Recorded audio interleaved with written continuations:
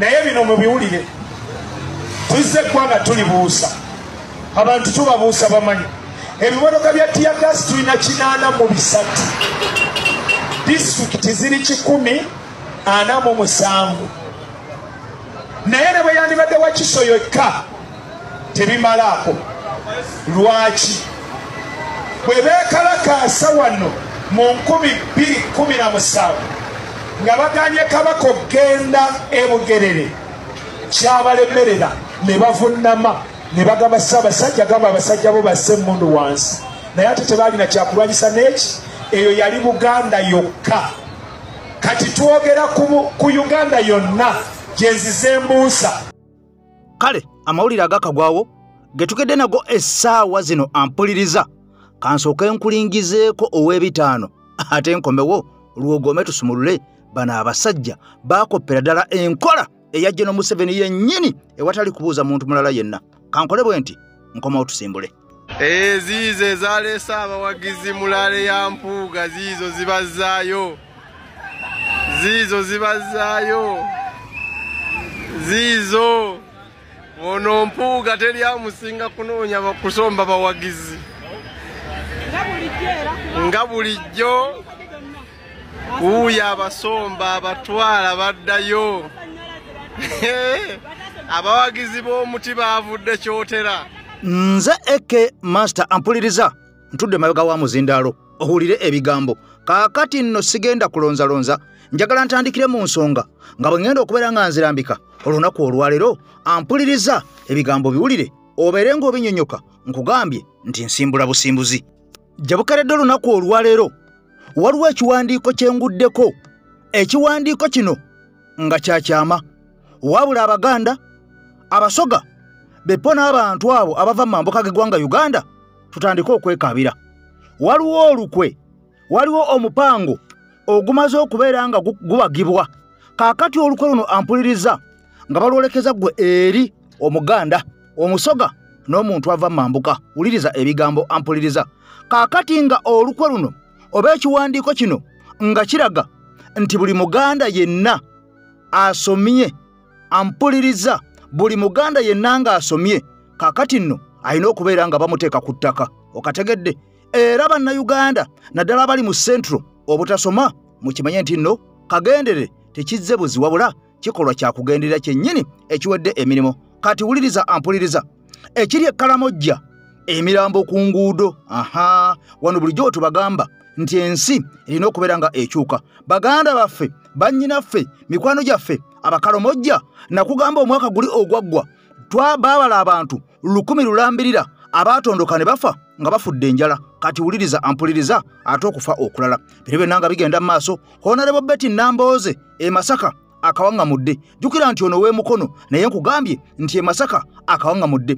Jeno wa Jeno Museveni amanyikiddwa nga Jeno Rwashande ebigambo bimwononekedde. Jjukira nti ono yalemesa Theodore Ssekikubo eri Erwemiyaga okubeera nga yeesimbawo ku tiketi eya NRM mu kamyufu mwafiiramu n'abantu. Kaakati nno ebigambo byononese bandibanga abaafa ate baafiira bwerere. Bino byonna nga bigenda mu maaso. Ampuliriza waliwo ebigambo byongedde okubeera nga bifuluma ku sipiika w'eggwanga Anita Anet Among, minisita amanyiddwa nga Amos Lugoloobi. Kaakati nno era n'omukyala Prime Minister Robina Nabbanja Musafiri beppo n'omukyala eyaliko minisita w'e Karamojja eri gye nkugambye ewaafa abantu 1000 mu mwaka guli nga bafudde enjala nga ne ku luno emirambo ku kkubo e Karamojja. Kati wuliriza minisita eyali minisita waayo eramanyiddwa nga Mary Goretti Kitutu ukosa n'omumyuka we eri amanyikiddwa nga Agnes Nandutu.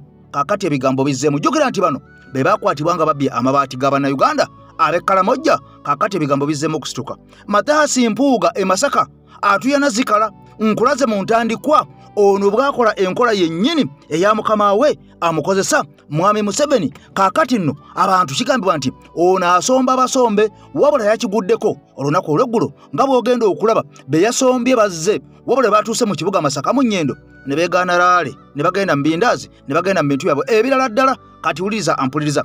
Sir Mathias Walukagga aleese ebigambo ebinene ddala. Omusajja Sseggona akali amaggwa kandibanga kagenderere nga mukadde akogga. Kyokka nga Eddie Kenzo ono musuuza omuyimbi olunaku olwajjo ampuliriza Eddie Kenzo yagudde mu mbi. Eddie Kenzo nkugambye yagudde ku kyokya, yagudde mu bavubuka bano abatasaaga, abatasiba zikweya, ampuliriza bano abatasirika. Kaakati noono ebigambo byamukalidde ku mmwa era ogenda okakkana nga bamututte nena mugisi mufungize. Ompya nja kukusaba sooka osubscribinge ku mukutu gwaffe guno ogw'enkyukakyuka gwa AKTV Media Uganda. Bw'omala okusubscribinga bw'oti okoone ku kade kati buli vidiyo zotteekayo ng'eno zibeere nga tezikusuba. Mu mbeera eno ampuliriza vidiyo sooka ogimpere ekigalo tusimbule omulundi gumu ng'efunye mileage. Kantandikire mu baminisita bano, sipiika, prime minister, nkomewo.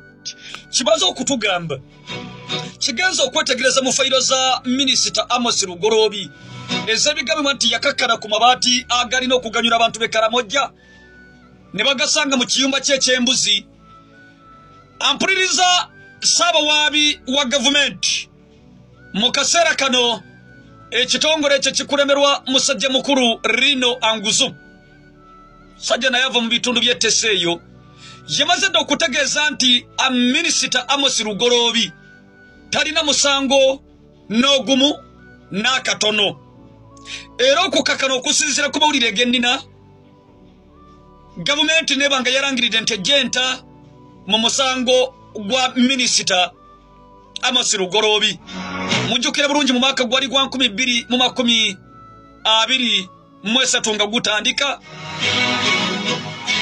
amawulire gatandika okusaasaana nti amabaati agalina okuganyula abantu b'e Karamoja abazze bataagulwa obwavu, obugenderere, abazze bataagulwa entalo, eŋŋenderere, ate gaali gasangiddwa mu mayumba n'ebiyumba omuli stores, ebiyumba by'enkoko, ebiyumba by'embuzi, ebyabanene mu gavumenti y'eggwanga Uganda.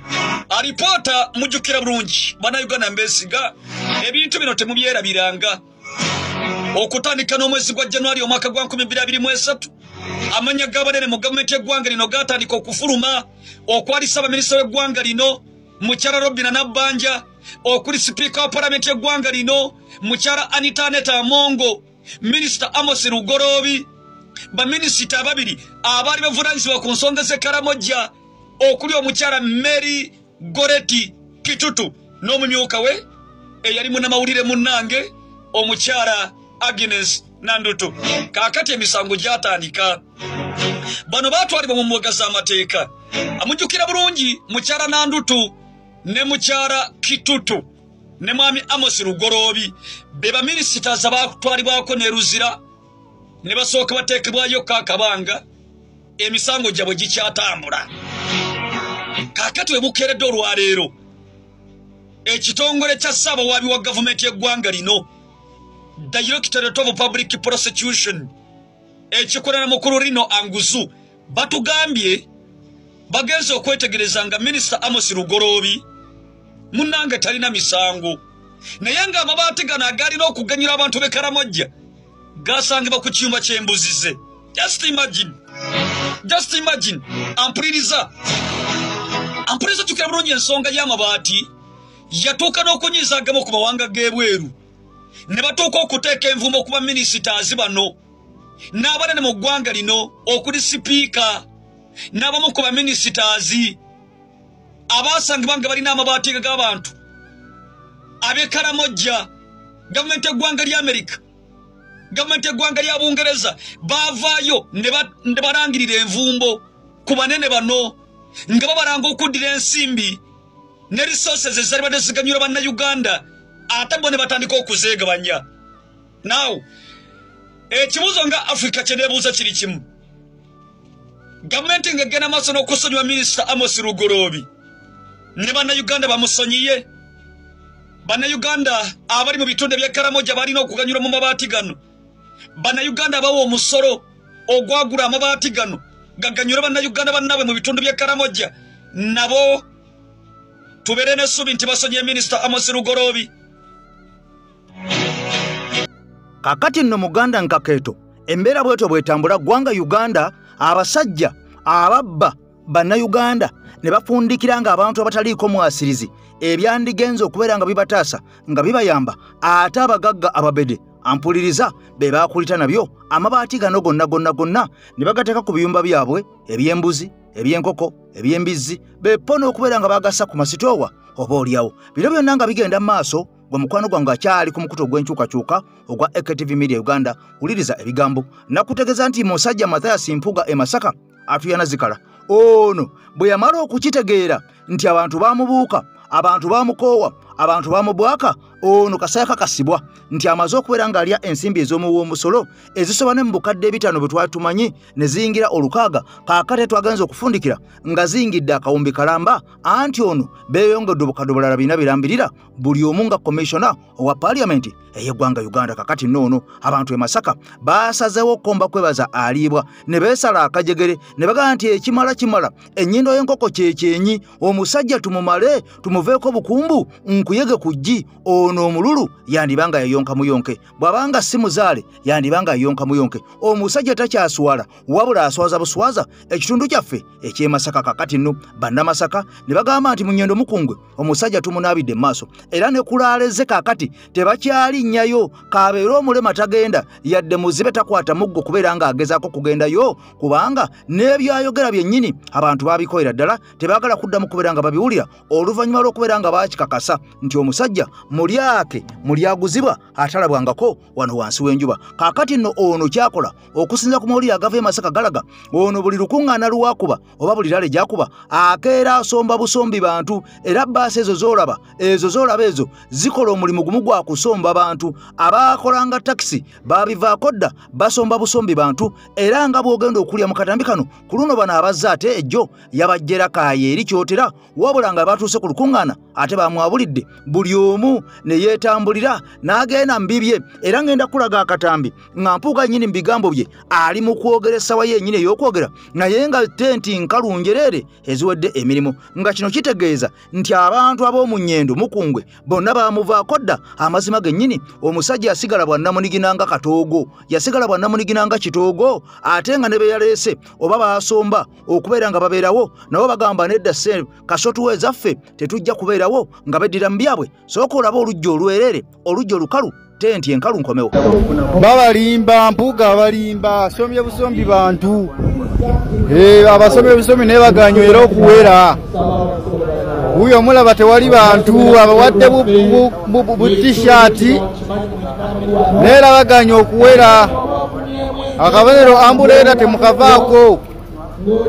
Mpuuga abasomye naye baganya okuwera ali eno Masaka ali mukubba bantu Mpuuga balimba bannaye bannayuganda Mpuuga abalimba lale yedibye tewali bantu olaba ambuleera tiikinga walaba omutiita w'obuyisi Mpuuga alese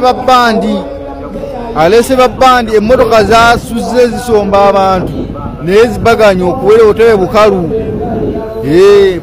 buganya okuwera obutebe kale nno ebifa e Masaka mu buddu ampuliriza byebyo nga Mpuuga abantu bagamba ekimala kimala jukira nakulaga akatambi waliwo olaala emu gye yakuba abantu ne bamutwala entatinda ate si ye yekka ne mukwano gwe amutambulira mu ngatto amanyikiddwa nga Abedi Bwanika ate oyo ye wuwe ali bubi nnyo talina yadde omulema amuwerekera jukira nti ne ssente ono alina za muswaba alina za lubatu ng'abantu abawaayo mutwalo okulaba nga batambula tasobola kubapangisa mmotoka nga bw'olaba Mpuuga kyokka nga ne Mpuuga asomba abantu n'abajja era akayi nga bw'olaba ekyotera ate batuuka mu kibuga Masaka beddira mu kulambula bagenda mu bantu baabwe kaakati kasabatuuka essaawa ziri ez'okuddayo olwo nga baddamu bakuŋŋaanira ku mabaasi nga babazaayo jjukira nti bano tebabaleetera bwereere ne ssente bazibawa era gye buvuddeko mwawulira nti omusajja ono Mpuuga yaddamu ne beewa obukadde bina nga bakomishona kaakati nga kigambwa nti ssente zino ezaamuweebwa oba ze yeewa ze yakolagana n'abali abakulu ne bazimuwa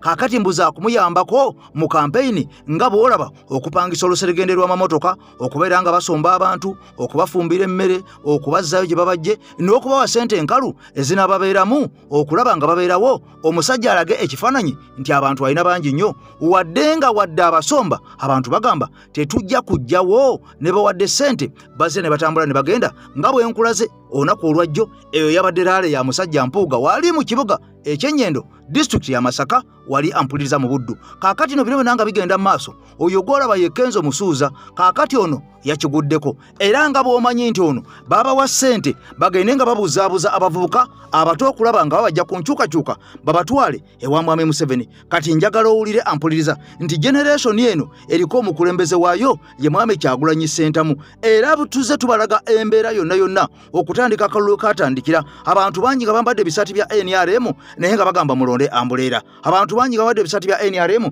naye nga bagamba nti everywhere Nuupu people power, our power, people power, everywhere National Unity Platform. Kakati nonono yagudde mu mbi, yagudde mu kawunyemu, abavubuka beeyo mukwano gwange ampuliriza iziti butalejja.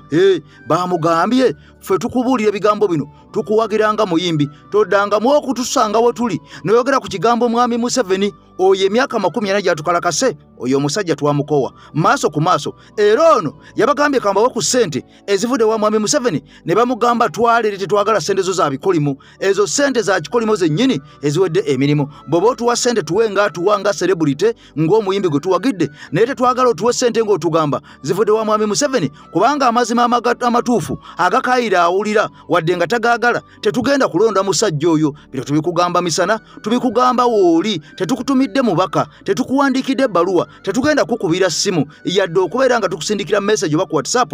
Tukugamba wano wooli, oyo omusajja twamukoowa dda, oyo omusajja tetuyinza kumulonda. Lekeraawo okubuzaabuza abavubuka, lekeraawo okubuzaabuza abantu. Omukulembeze ali omu ye Robert Kyagulanyi Ssentamu, era akabonero ffenna tukamanyi eyeba Ambuleera butereevu nnyo. Gwe ne booneererejja enjuba n'ewamatuka waggulu n'etuuka okugwa ku ttaka, tetugenda kulonda musajja oyo ate nabeera mugezi tujja kukukyayiramu kubanga olabikanga ekkubo ly'okutte lyeffu lyennyini. Kati kitegeeza mmwe wano omuntu yenna gwe mulanga takoze bulungi nga mujje nga muteekayo mu kigo omulala.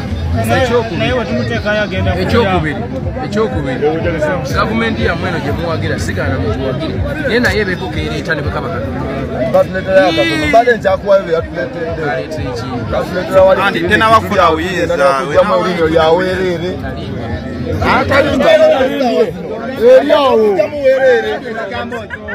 atakula mujje tukatumujje tutekea anatukolera muzeyi tumukoye naye balimba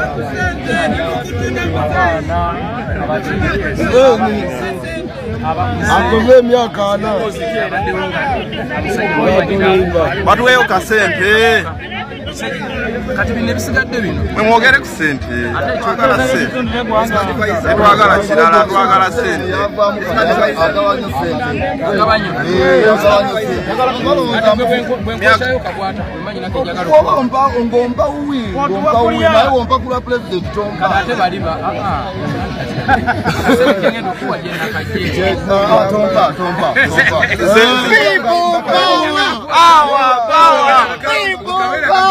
Our power!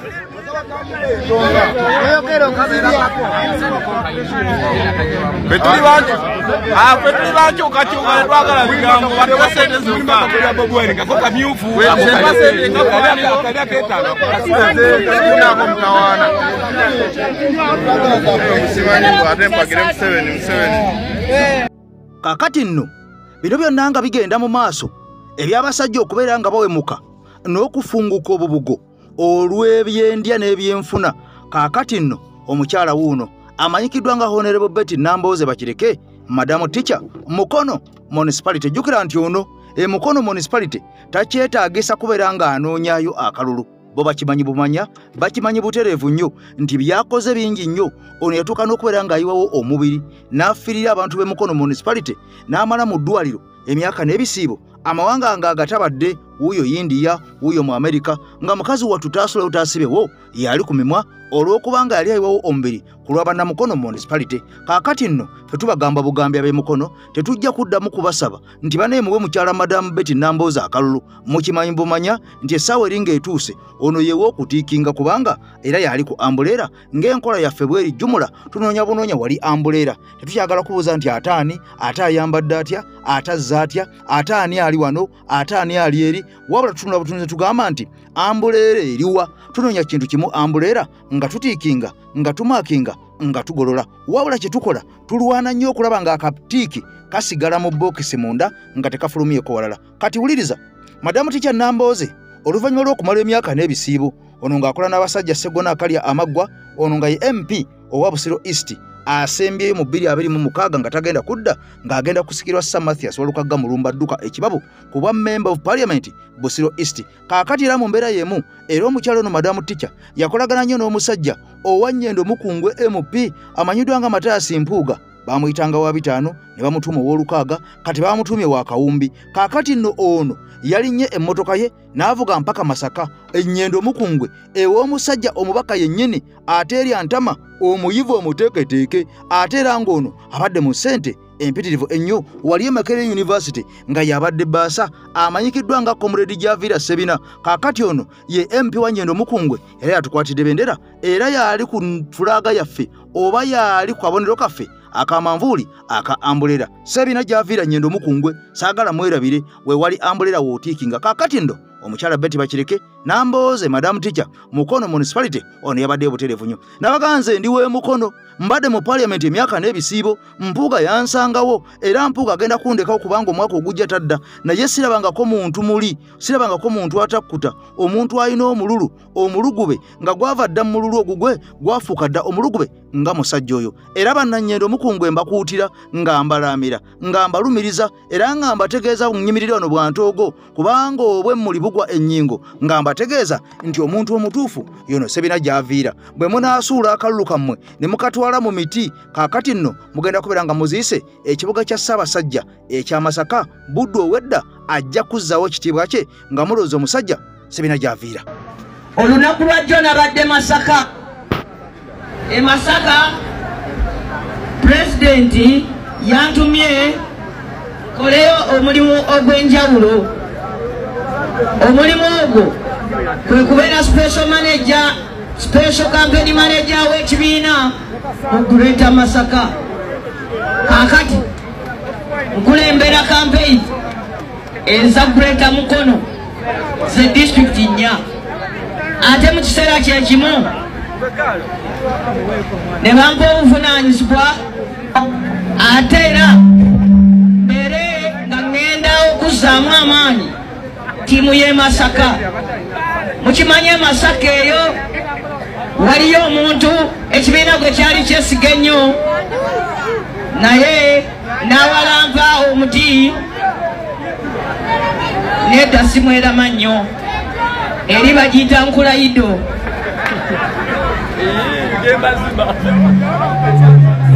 Omanyi omuti Nkulayido? Omanyi bwe batema mu mabira ne bayiwamu ebisigo ebiteekamu ebitiititi ebyo tebivaako mbaawo, tebivaamu nku, bibeera bikoolakoola, tebamalimba. Buli muti nkulaki? Nkulayido. Tebivaamu wadde eryanda. Kaakati nabadde Masaka era mbaleetera okulamusa okw'abantu b'e Masaka. Nabadde mulala e Masaka ne nebaza Katonda ate namwe abantu b'e Mukono ne mbebaza kubanga mwe muzimbi omuntu gwe bayita Nambooze kibatwalidde emyaka 50 okuzimbawo omukazi alinganga nze. Singa okuzimba abantu kyali kyangu, singa okuzimba abantu kyali kyangu, singa ab'e Mukono wano mulinawo ba Nambooze 100, naye okuzimba omuntu n'omuteekawo n'abeera n'eddoboozi eryogera mu Uganda yonna bassebo ne bannyabo si kyangu. Kale ate abantu b'omucwanga bwe nabadde ebyo naye ng'ate omutima gundi eno kubanga mazima ddala newankubadde ogenda eri anti bagamba nabbi oluusi tamanyibwawa waabwe naye mwe mbeebaza okubanga nabbi mumumanyi newaabwe.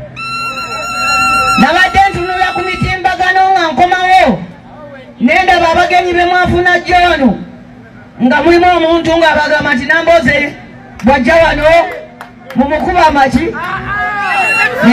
era obwedda ngenda neŋŋamba tyoba bagenda kunkuba amayinja genza okulaba munkasukira bimuli nga munkasukira bimuli nga munkasukira bimuli nolala ebyomulabire basaba ne banya banyabo ekkubo eryo lyerimu ku bintu ebiŋŋaana okwebaka ne bwe mbanga mbadde neebase waliwo ebintu ebingugumusa mu tulo ne tumbula ekkubo lino ekkubo eriva emisindye ogenda ebukeerere ekkubo eriva ebuguju ne lijja liyitamu ogenda mu indasitreria amakubo ago oluusi bwe mba neebase ngugumuka ekiki ngugumuka ekiro amazima nze nga Nambooze nakola ogwange ng'omubaka wa palamenti ne nnwana nnyo ekkubo lino kuba ekkubo lino sirya bameeya kukola lino sirya meeya kukola ki kukola lino ekkubo ligatta disitulikiti bbiri kasita ekkubo liba nga liva mu disitulikiti emu ne liyingira mu disitulikiti endala kitegeeza eryo ekkubo lifuuka lya central ki gavumenti kyenava ngenda nenkabira omukyalo oyo Kajina ne mugamba banange ekkubo lino ligatta mukono nani nsaba muliseemu era bwe baalikkiriza nenfuna essuubi nti eryo liwedde naye banange obanga bwe mwawulira gavumenti yajjawo ekitongole kya UNRA ekitongole kya UNRA nekikola ki awo ne wabaawo okuboyaana paka sente ezo bwe zamalira mu ministry ya works era ne batuwa sente ne batuwa locatinga biliyoni ya sente emu ogenda ku kkubo lino naye ekyanewunyisa Mwami Katumba Wamala mu nkola etali ya bulijjo sente z'ekkubo ekifo ky'ogamba nti kakati lino ekkubo lya Mukono municipality sente baziweereze mu bajeti ya Mukono ki municipality mbandi awo nga bampa akabaluwa nti sente z'ekkubo ate bazikwasizza RDC nembuuza nti ate RDC ayingira atya mu by'okukola amaki era nze basaba ne banyabo ogwo omukolo bagukola wano naye nze n'okuguzira nagukola ki naguzira kubanga namanya nti RDC emirimu gye ngimanyi gya monitoring abeera kalondoozi kulaba bigenda mu maaso alinga nze tebatukwasa nze tebankwasa sente za muwa musolo okukola mulimu RDC takwata sente za muwa musolo okukola ki kati bakulu abo bwe bakwata sente zaffe ne bajja ne bayiwaoko ettaka lye mwalaba ne bakola accountability nti biliyoni ekoze eki kati basaba ne banyabo osobola okugamba nti omukazi yanimba olubuto nga yalufuna ne luvaamu obanga yalufuna n'azaala omwana ne bamubba osobola okugamba nti omukazi yanimba olubuto omwana namuzaala naye omwana ne bamukola ki ate abamubbamba babuulidde ate mwaliwo bano nga beewaana nga batongoza biliyoni ya sente namba amazima gennyini biliyoni ya sente bw'obuuza ku kkuba eryo yalagawa kyenva nja okusaba mukyala Nabitaka bwe mutumira nga ndi wano ndowooza mba sikoze ensobi nyabo tubadde tukusaba otuwe accountability eya tiriyoni ya biliyoni eyo sente z'ekkubo lyawa naye njagala era kubuuza mukulu Katumba Wamala naye kino mweteere nekibuuzo nakiteekayo dda mu palamenti nga njagala Mwami Katumba Wamala janyonyole palamenti atandika atya okukwata sente z'amakubo ate naziwa ki naziwa RDC naye mubeere bagumu bassebo ne bannyabo kubanga kati eryo ekkubo lya central ki lya central government oba baweereza sente ne bakola ebyo kati tulina kulaba nga sente ziweerezebwa mu ofiisi ki entuufu mu butuufu tebalina na kuweereza sente balina kuweereza kampuni y'abakozi ate biliyoni ya sente wakiri batuteereko kye bayita singoleya eya tamaka kubanga mwe muzimbye ebizimbe byammwe bulungi mwe mwogwa mwe mugukoze kati ogubulayo bwaki bwaffe kakati nno gye twatandikidde ne bategeeza butereevu nnyo nti omusajja Jeno Ruwashande ono nga Jeno wa Jeno Museveni ampuliriza era nga mukamyufu akaaliwo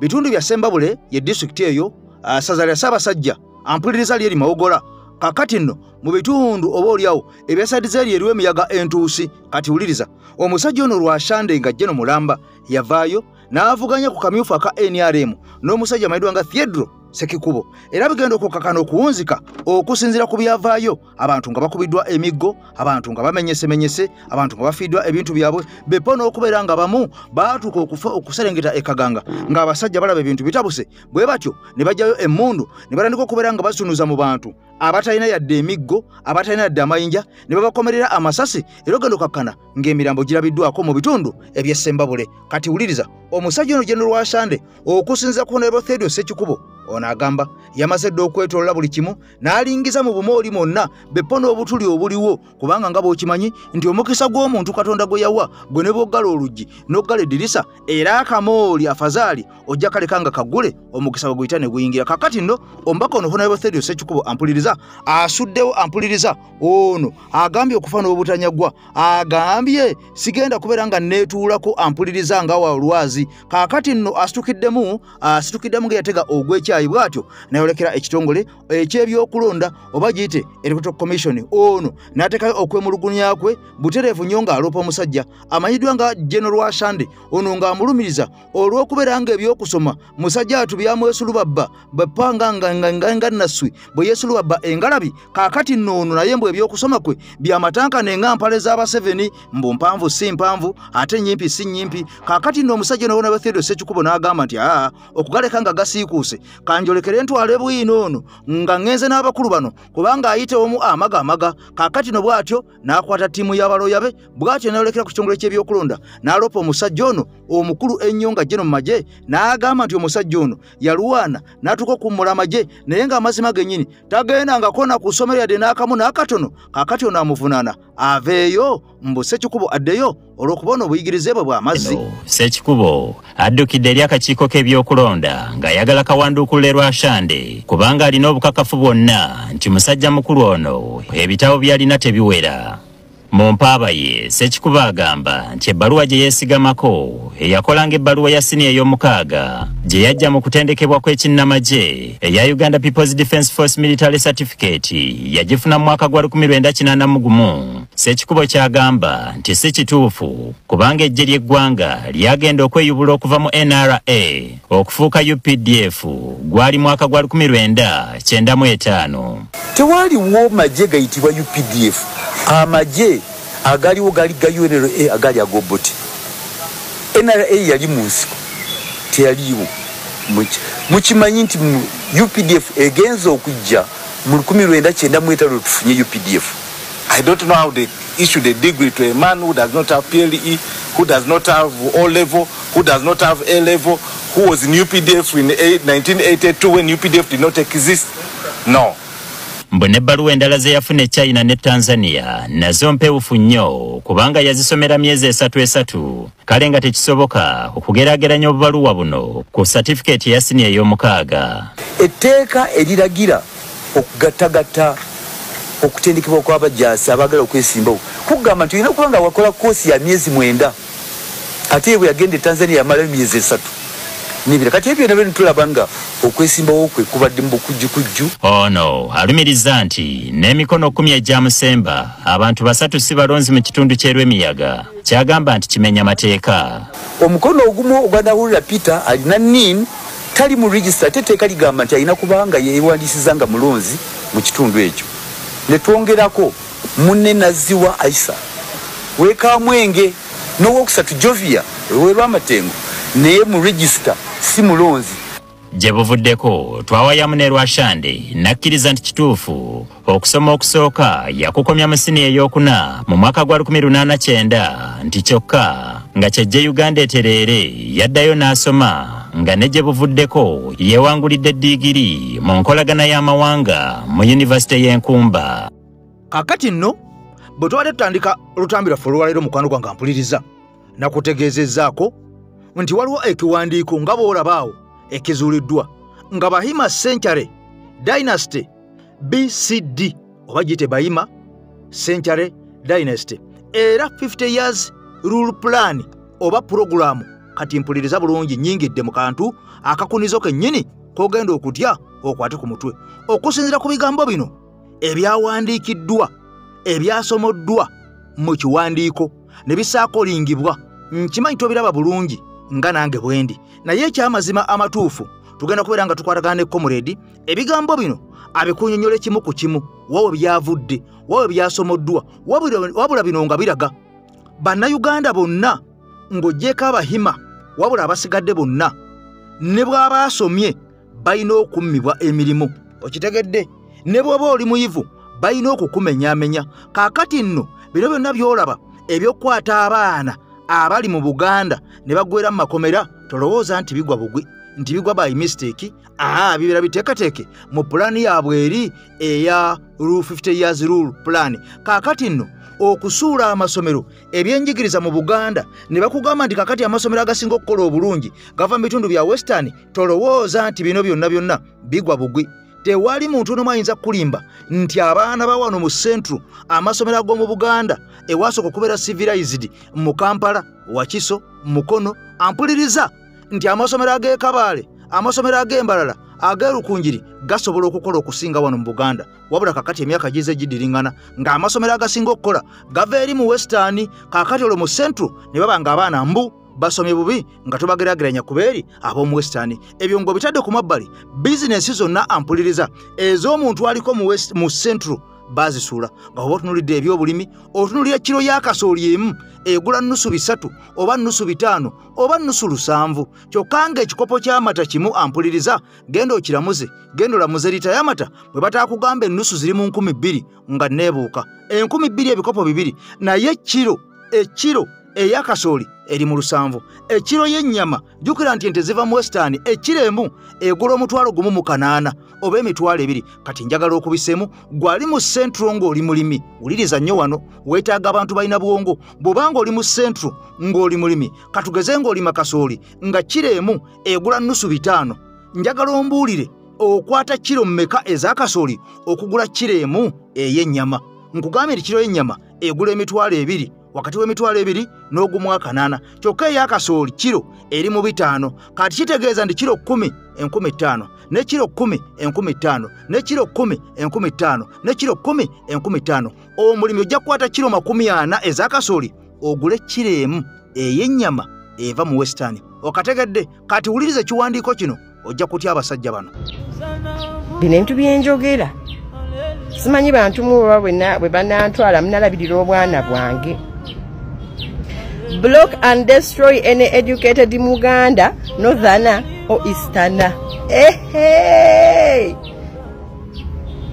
Nabadde wano nga ngamba bannaye twagala ensi yaffe tweyagalize emirimu mulemejjuwa ba western bokka abantu basomye mu north mu eastern naye tebalina mirimu kumbe it was written 20 years ago that it should happen like that kanzire ku mulama gwa Besigye nga temunagamba Besigye bamute Besigye omumanyi nnyo mumanyiko ekyo omwagala osinga mukazi wo oba omwana we Besigye kanzirike twebuuze do we know a lot or much about that? Do we know how Besigye got to be in that position or situation? Yes or no? Have you ever read about the 50-year rule plan? Do you know anything about the 50-year rule plan? Or it is a book, or it is an article? Have you ever read through? People who are on the Twitter platform X, I think maybe for them they have ever heard about this or read about this. However, we are focusing on Besigye right now, right? Before Kugamba, is there any rule of law in Uganda? Are we not even following the constitution? Oh, blah, blah, blah. He's a retired, he should not be tried in the what? Courts of martial. That is true. If you have time, you read about this, but let's first focus on Besigye. There is this paragraph that says, do not let any politician from the opposition surpass the position preserved for Besigye. I don't know how authentic this 50-year rule plan is, but only the Kagambo preserved.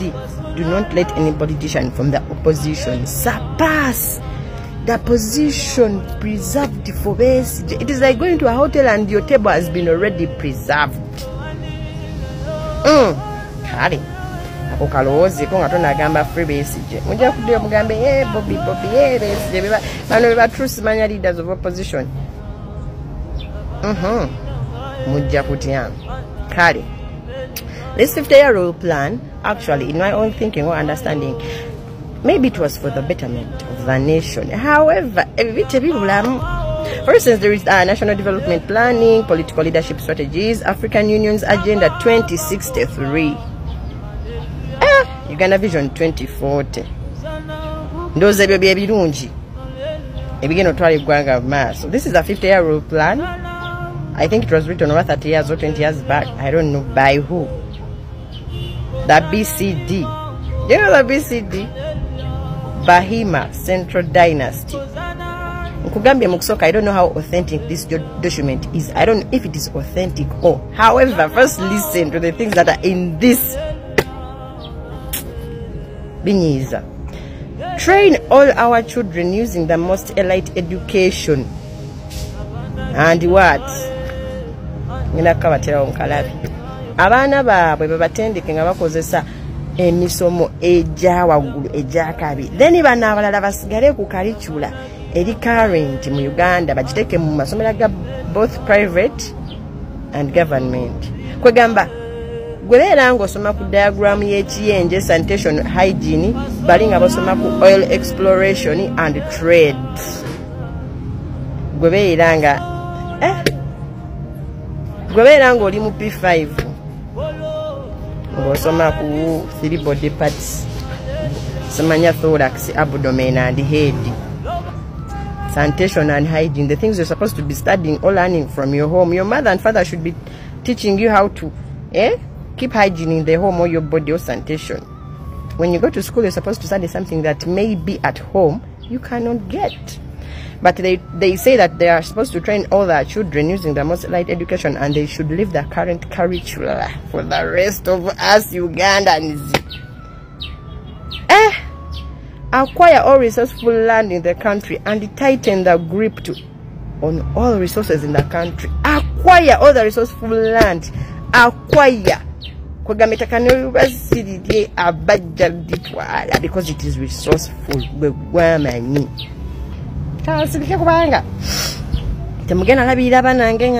However, Bahima Central Dynasty nga baali banyiivu gala amateeka gonna ogateekawo ate nno bakyagatambulirako. Bw'ofuna obudde noonyereza ku 50-year rule plan omanye wawoogwa nabadde nkyeni block and destroy any educated in Uganda, northern and eastern. Bano baali bakola kya Bahima. Anyway, nze mbadde mbagamba nti that position that Besigye is in right now was preserved for him.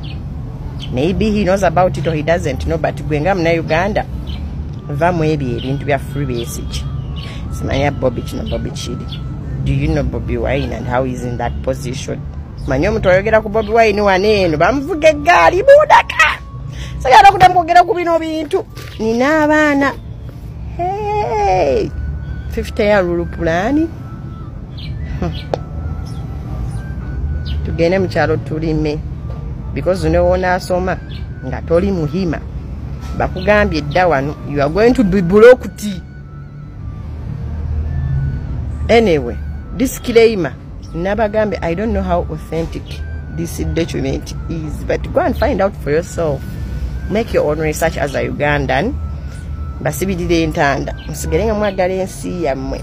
Yes, buli mwajja kufa. Bye. Abaganda bagamba nti kasajja katono okajeregera mitala wa mugga, so ne bwoberanga oli mugagga tojeregereranga muwavu kubanga omwavu ali essowaani y'emmere emu nga ggwe omugagga gy'olya. Omwavu azimba akasiisira akazimba ku ttaka nga ggwe omugagga, ate bw'ozimba kalina naye n'ogizimba ku ttaka. Era amawulire agongera okubeera nga gategeeza nti omwavu ampuliriza asula ku kitanda kimu nga kyakkomerera, bepaate n'omugagga n'asula ku kitanda kimu ekyamazongoto naye nga tasuze ku bitanda 10. Era omwavu agenda emmanju kyokka nga n'omugagga naye agenda emmanju. Bino byonna bw'ojja obigattagatta, ampuliriza lekera awo okubeera ng'ogireegerera abantu. Era bagamba akamegga enjovu tekaba kanene nnyo wabula kabeera kasiisi ke kamegga enjovu. Kati mpuliriza bulungi, omusajja Sam Mathias Walukagga Mulumba dduka ekibabu omusiime wa Ssaabasajja Kabaka kaakati nno ampuliriza ono ayongedde okulaga essajja n'okufuuka kayinja mu ngatto eri omusajja amanyikiddwa nga Sseggona Akali Amaggwa. Olunaku olw'okwosajjo omusajja Sseggona Akali Amaggwa yabadde mu bitundu ebyekyebando nakulaza akatambi. Abantu bamugiddeyo emiggo ne bamugirayo enkoni embuukuuli ne bamugamba nti okutemya n'okuzibula ngozze mu makaago. Kyokka Sam Mathias Walukagga Mulumba bwe yabadde eyo kaabadde kawungeezi kayitirivu nnyo. Ono baamwaliridde emikeeka, baamwaliridde ebikeeka, baamuwadde ebyokulya, baamuwadde ebikajjo, baamuwadde ssente enkalu nga bamugamba weebale kujja, obadde waluwawo n'okulwawo okutuwonya omusajja gwe tusabayo 10 n'atugamba mugende muzisabe Museveni eyakuba eyanziba eyanjavuwaza eyakwavuwaza nange temunsaba ninga ggwe. Kaakati Sam Mathias Walukagga omusiime wa Kabaka kaakati nno ebigambo byongedde okubeera nga mpuliriza byongera okutangaala bulungi nnyo, wadde nga abasajja bano bakyali mu Goozirindi bawoza kino tewasoma tewakola ki, batandise okwekwata ku bisubi naye ng'essaawa yo yennyini n'alima obulungi amala nannyuka ate nga n'ekiti ekitava ku Ssengejero kifuuka Wankindo. Abasajja bano balowoozanga nti bakitalo nnyo, nti bamaanyi nnyo. Kaakati nno yessaawa abasajja ebigambo bibadde ku nnyindo. Wabula njagala nsooke nkulage ku katono nnyo katambi kano. Omusajja bwe yamala okwewandiisa nga kitongole ky'ebyokulonda oba akakiiko k'ebyokulonda Electoral Commission wali ewakiso kamaze omukkiriza nti awo musajja muyivu yasoma ebiwandiiko bye bimukkiriza okwesimbawo kuba Member of Parliament e Busiro East. Kaakati nno kye yakolako kyokka ku olwo kye njagala nkulageko ate ampuliriza nkomewo. Kubanga abantu bangi bakulembeza nnyo akanyoomonyomo naye nga akanyoomonyomo ako bw'oteegendereza ofundikira kakubye ekigo. Kaakati nno mukwano gwange ampuliriza njagala butereevu nnyo nsooke nkulageko ku ngeri abasajja bano gye babbinkana n'omusajja ono bwe yatandika olunaku olwasookera ddala ng'avudde okwewandisa Sam Mathias Walukagga olaba omuggundu okakase. Sseggona baba bwekuba kubika anaabika ayambale. Omanyi olwo bagamba ng'edda mu Buganda nti anaabika afulumye eggaali kubanga walumbiddwa akasajja kagenda kufuukira ekizibu ako. Laba bwe kavudde eri kukawandiisa laba kye kakoze. oyo Walukagga afugika oyo bw'owedde bamubiri ebibadde mulumanga amannyo n'olubo tibagandi simanyi tuwe ku ssente bagamba nti ate simanyi yanziba yeyakubba. Kati bano abaana baabalumbye guno mugigi mupya bw'avuddeyo n'akubira abawagizi b'emiziki beekobanye n'endugga kye bakoze abantu awo. Okitegeera ogenda kukitegeera nzikaye kano tekakyali kaweweevu mwena abaludde mu byobufuzi obudde bwabaddugalidde. nze nabineriryasi lukwago atanoonyanga kalulu mazima. Lukwago teyanoonyanga kalulu naye Lukwago ali mu kkuba bipande ndoza kubya ofuso nga 2 ez'ebipande ayagala kutambuza Kampala yonna agimaleko. Abo babeerangawo nga bajja buzi ajja ayogera boogezi omulodi wammwe abaana babataddeko pulesa bali mwezi atadde ku Lukwago pulesa Walukagga atadde wuuyo ku Sseggona pulesa. Kakati nno ebigambo byebyo olunaku olwo lwe lwasookera ddala mu history oba mu byafaayo by'omusajja Sam Mathias Walukagga ng'amaze okwewandiisa. Nakutegeezeza nga tutandika nti ekiri ekkalamojja ampuliriza kifumba mutuku. Waliwo amawulire agafulumye, amawulire gano nga gongera okulumiriza nti ekiri ekkalamojja abantu batondoka bagweri basajja battu bakazi battu nga bwe bafa. Jjukira nti ekkalamojja eno ye wali ebitundu ebisimwamu zawabu oba muyite golodi. Kaakati omuyitirivu ennyo naye ng'ate okusinziira ku bigenda maaso biraga nti kkalamojja eno kye kitundu ekisinga mu ggwanga Uganda okubeeramu n'abantu abali mu mbeera embi ennyo eyatasula utaasibewo nga yali ku mumwa. Era kkalamojja eno yeesingamu abantu abasinga okubeera primitive mu ggwanga Uganda era kwe kwava n'eŋŋombo nti we shall not wait for the Karamajongo to develop fe tukole ebyaffe. Kaakati nno bano baasibirwayo ne basigalira mu buzibe bw'amaaso ne basigalira mu butamanya ne babalaba omuntu ng'asima golodi tebamanya nti oyo golodi balowooza oli ayikula ttaka lyatwala. Kaakati nno bano nga boolaba eyo yembeera abaana baabwe basula njala basiiba njala balya bubi basula bubi tebambala ente zaabwe ezimu zabbibwa ne ze baasigazaawo zaafa enjala nga boolaba abaana abo tebalina kyakulya tebalina mazzi malungi wabula bino ebitundu byolaba biri mu ggwanga Uganda biri mu ggwanga Uganda bano baganda baffe nga n'amabaati agali gagendayo Karamojja okusinziira ku bigenda mu maaso nga bwe twatandise gano gonna gabbibwa. Minisita amanyiddwa nga Amos Lugoloobi, Prime Minister Robina Nabbanja Musafiri, kwaliko Speaker Anita Anet Amango, kwaliko Goreti Nandutu Minisita w'e Karamojja, Bepono omumyuka we Agnes Nandutu. Kaakati bano bebekkatira amabaati agali gagenda mu tuufu e Karamojja ne bafundikira nga bagezezza abantu bano ne basigala nga bali ku mbeera eyatwawa nga bakabanga ntulege. Ago ge mazzi abantu bano ge banywa kyokanga n'amazzi ago g'olabye okugafuna bibeera biseera bya nkuba omusana bwe gwaka tewali yadde ampuliriza ekiriba kyoyinza okusangamu amazzi. Jjukira nti eno ensi yadungu nga bw'olaba ey'e Karamojja. Abantu bano beetaaga buyambi, abantu bano beetaaga kukwatibwako. Bano bannayuganda bannaffe, bano baganda baffe, bano bannyinaffe. Naye nkugambye nti waliwo omwaka guli ogw'omunda alipoota yavaayo ng'eraga nti abantu 100 lulambirira be baatondoka enjala mu bitundu bino ebya Karamojja era nga tewali nteekateeka yonna eriwo eteekeddwawo okulaba nga abantu bano bayambibwa okusevingibwa okutaasibwa obutakubeera nga bakunkumuka okufa ng'obuwuka okufiira obwemage. Kati biro bino nga bigenda mu maaso ampuliriza ne Mwami Kyagulanyi yakwatakoko ku Fuso namba ejjudde obuwunga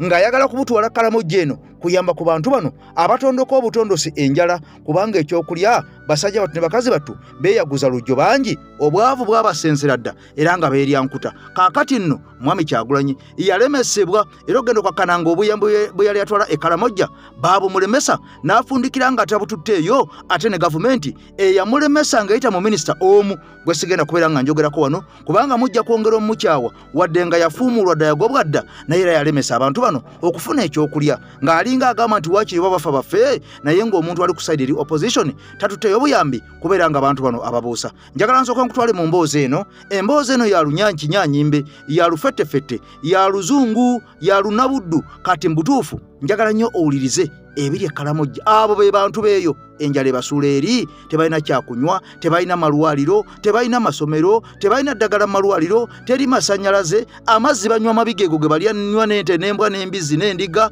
banywa mabisi nga bw'olaba.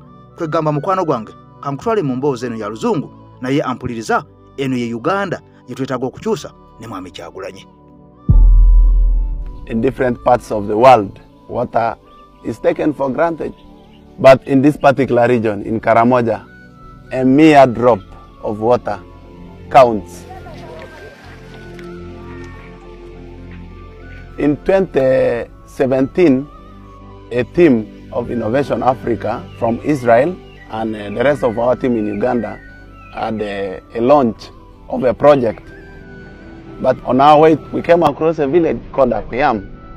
When we reached the village, we didn't expect what we were about to see.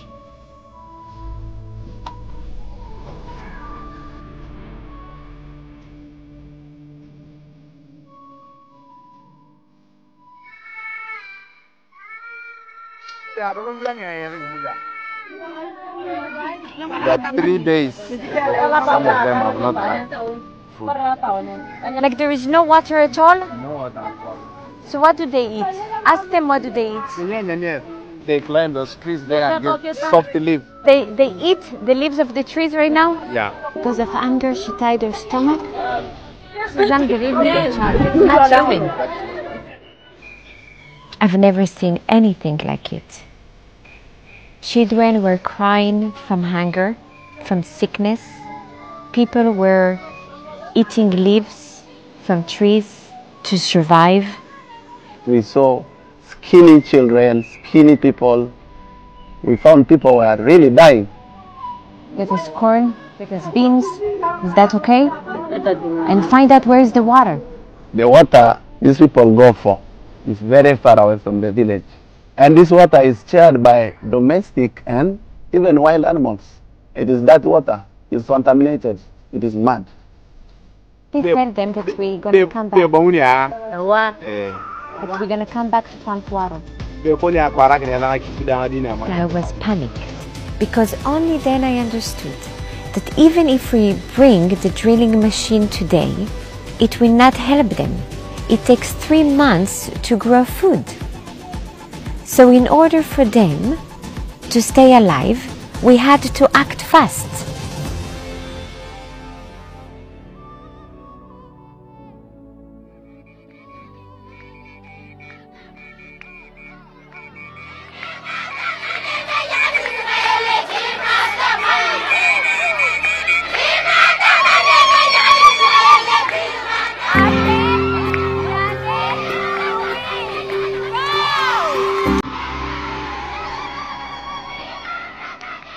For the first time, we had to bring a truck with 10 tons of maize and beans just so we can keep them alive.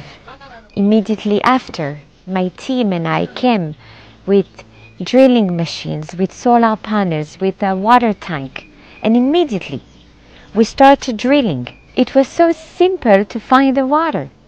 It was only 40 meters deep, and with only a few solar panels, we were able to pump the water. And today, when I came back to the village, and when I saw the faces of the same people, I couldn't believe it.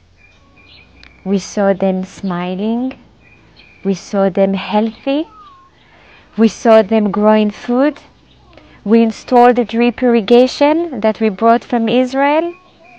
It's a different life. It's a different village. It's very amazing to see that apart from drinking, washing their clothes, growing vegetables around taps, we have also realized that people no longer die from typhoid, they no longer die from bilharzia, they no longer die with diseases associated with water.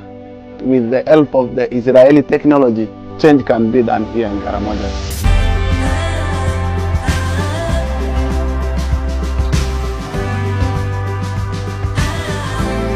Innovation Africa was founded with a very simple mission to bring Israeli solar and water technologies to transform schools, medical centers, and most importantly, to pump water. And we will continue to bring water where there is drought, to bring light where there is darkness, to bring hope and dignity where there is despair. Thank you very much.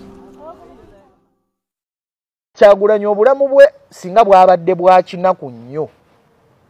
Twali badde tulina ensonga lwaki tugamba nti ono omunaku afiirawo. Yanoonya bibye. Ono omunaku kyalwana mu butuufu ali mu kufeera.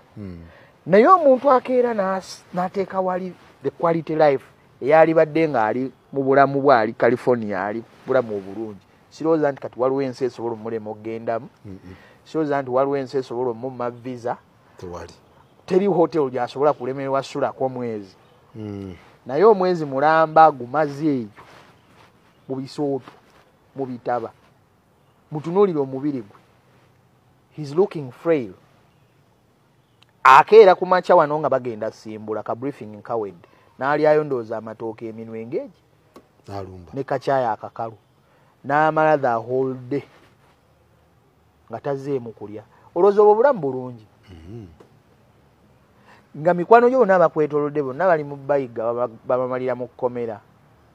Naye nga gwe omusuubuzi gwali mu kugamba nti wait a minute, emisolo gyonna gye bali mu tubigika batubba. Gwe omusuubuzi n'ogamba nti oyo ali mu kutwonoonera bulamu bwaffe, ali mu kwagala kwenoonyeza bibye. Gwe omusuubuzi kati bwe wamaliriza nga electronics zo zonna zigenzeemu amazzi, kati era Kyagulanyi ali mu kutabula bizinensi zammwe. Omuntu akeera najja n'akugamba nti eyo bajaaji ogiraba, bajaaji e India efulumira ku mitwalo, ndowooza emitwalo 36 egya rupi. Ke kakadde nga kamu emitwalo nga 37. Naye omanyi wano omwana wa Aaron gy'agivugira $1,12,000. yavaawo ku 7 ng'ogifunye ku looni yali ku 7 maama 12 kati omusajja eyaliseewo eka ze 7 ne mukyala we ali mu kugamba ebyo ali mu kugamba nti gwe omusoga ali eyo waliwo mineral eri eyo abagifunamu bamanyi ate gwe omugamba nti ate gwe oli mugamba nti gwe wenoonyeza bibyo olwedde obulamu bwo bulungi omuntu alina emmere ku lusaniya aze n'akugamba nti sakozi wamanga wali waliwo haji eyavudde ebweru emmere eri wali gwe genda bugenzi na suwaani ate oli mugamba naye mulimba nammwe oli mukulya ate oli mutugamba mmere alina emmere akuzigidde wali emmere ali mu kubuusa gwe munnayuganda bwe tubanga mu butuufu tutunuulidde obulamu Kyagulanyi bw'alina someone who is 42 asula ku eka 7 has a good home has a good family probably his children bali bweru kati basoma. I have seen like omukulu oba n'omuwala literally bwe bulamu buli omu bwe yali egombi naye okimanyi nti obulamu bwe obulungi ne famire ye yabusuulawo ali mu kunnyonnyola gwe atalina bulamu nga bubwe kukugamba nti nno munnange okimanyi nti waliwo abayaaya abatutte obulamu bwo kati gwolowooza mwagago gy'abadde eyo waliwo n'ekiro kimu kye baasuza buli bwe businga naye kimanyi waliwo munnayuganda ajja n'agamba nti oyo abaana be bali bweru ali mu bakozesa